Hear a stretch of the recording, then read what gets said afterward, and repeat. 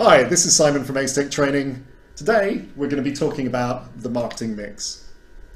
So what is the marketing mix? The marketing mix is a model based on a commonly accepted definition of marketing by Adcock, Hallberg and Ross, which says that marketing is all about having the right product in the right place at the right price and at the right time. The original model had 4 key elements: product, price, place and promotion. This then evolved into a larger model, which is called the extended marketing mix. This has 7 key elements. It has the original product, price, place and promotion, but also has new elements of people, process and physical evidence. So let's look at each of these in turn. First of all, we have product. This is the product or service that you provide. And this is all about what makes your product or service what it is. It's about design, technology, usefulness, convenience, value, quality, things such as packaging, branding, and accessories and warranties. We then have price. There are various different approaches that you can take to pricing your product or service. You have cost plus pricing. This is where you take the total costs of producing and getting your product or service to your customer and add a percentage markup. You have consumer-led pricing, which is about researching your target customer base and providing them with a product or service that you would consider they would find a fair price. You have competitive pricing, which is about supplying your product or service at a price that is competitive with other businesses that are supplying the same product or service to your target market. You have penetration pricing, which is when you're looking to obtain market share in a target marketplace and you enter with a low price, and then once you've obtained that market share, you rise your prices. Then we have skimming. This is almost the opposite of penetration pricing. This is where you have a price that's very high initially for your product or service, and then this reduces over time. It's commonly used by technology companies who have high initial investment in production costs, but then over time, as there's greater uptake on their product, this reduces with the product life cycle. We have premium pricing, which is obviously high pricing to reflect a luxury good or brand. And then we have economy pricing, such as cheap flights. Next, we have the place in terms of elements in the marketing mix. This is how your product or service is found and is able to be purchased by your target customer base. So you may have your product available through wholesalers. You may have your product available through your own store. You may have direct sales as a channel through which you sell your product. You may have online sales, things such as party plans, or make use of mail order. The next element looks at promotion. This is all about how the customer finds out about your product. It's about advertising. It's about public relations. It's about sponsorship, things like sales promotion, personal selling, direct mail, digital content, and social media. Then we have people. These are the people who are involved in selling and supporting your product or service to the customer. It's about advice and sales support. It's about customer service. It's about after-sales backup. We then have process. This is all about looking at how everything fits together, how your product or service actually gets to the customer and how successful those processes are managed. This is where you can look at quality assurance and quality management. Then we have physical evidence. This is all about the evidence that proves that your marketing is successful and that your product and service is definitely out there and doing what it should. This is about packaging, paperwork, things like invoices, tickets, dispatch notes.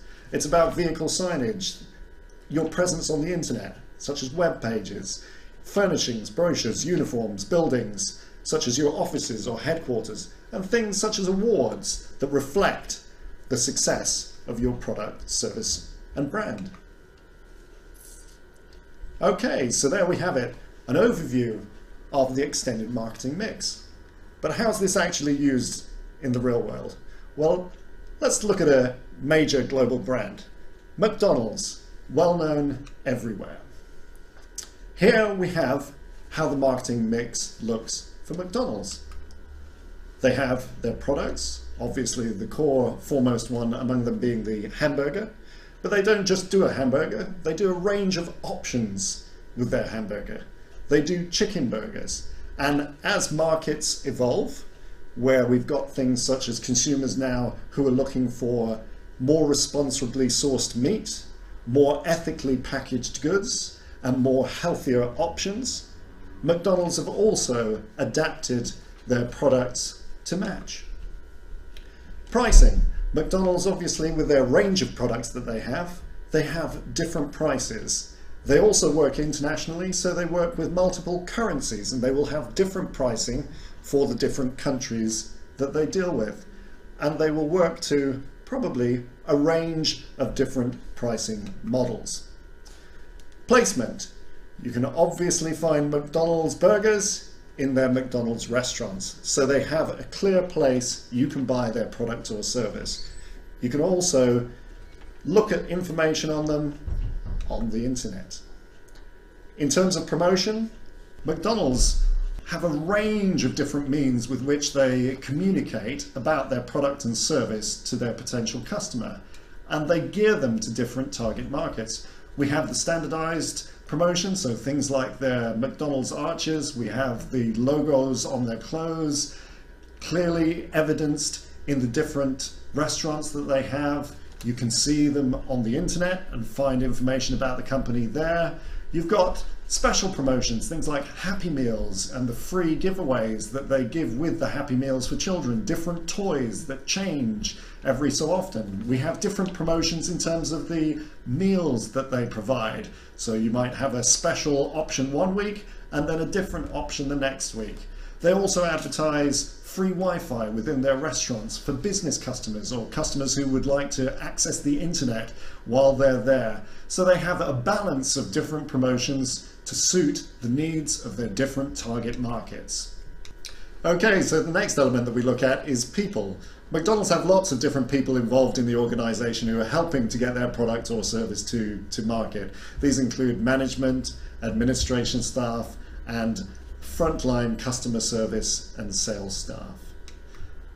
The next element is process, and McDonald's are a market leader at process engineering. They make sure that they have processes for producing their product, the hamburger. They make sure that they have processes that make it easy for the customer to get access to the food in the way they want. They are a fast food industry, and with having things such as the fast drive-through section, that helps their customer get food quickly. They also have ways of making payments faster as well for the customer, such as contactless, which they have introduced at most of their branches. So overall, they are extremely focused on efficient processes. So the next thing that we've got is physical evidence, and it's clear that McDonald's are extremely successful in terms of getting their products and service to market. We can clearly see that through the restaurants that they have, through the people that serve in those restaurants with the clear branding on their clothes. We can see that they've been successful by the fact that their organization is global, by the fact it's used in business case studies, and also by the fact that there is actually a Big Mac index by which the cost of living in different countries is judged by the cost of a Big Mac in those countries. So there we have it. That looks at the application of the 7 Ps as to how they're used in the real world with a global market leader. So what are the key applications? Well, the key applications in terms of the 7 Ps are generally for strategic planning. So this is where you're looking at introducing a new product or service, or maybe you're a business that's looking to get into a new marketplace. You use it so that you can analyze what product or service is needed, how you fit into that marketplace, what sort of place should you be promoting your product or service in, how should you be getting it to the customer. If you look at all of the individual elements of the marketing mix, this helps define your strategy in a much more successful way. You also have a use in gap analysis. So say you're an existing company and you have a product or service that isn't performing as you'd like within the marketplace. This is where you can look at each element of the marketing mix and see if there is an area where you have gaps or where things are failing, and it helps you to correct this. Okay, so there we have it, the extended marketing mix as an overview. And why do we want to have the marketing mix? So that we can make sure that we have the right product in the right place, at the right price, at the right time. There you have it, the marketing mix.